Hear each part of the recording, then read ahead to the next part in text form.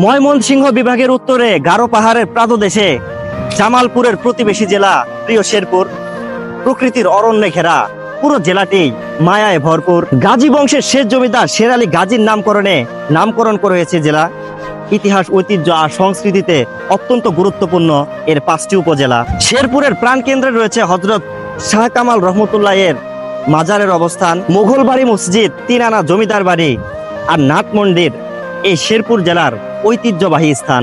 নকলা শব্দটি এসেছে আরবি শব্দ নাখলা থেকে, যার অর্থ খেজুরের বাগান। প্রকৃতির অপরূপ মায়ায় ঘেরা এ উপজেলার প্রতিটি স্থান নালিতাবাড়ি ছানার পায়েস সারা দেশে বিখ্যাত।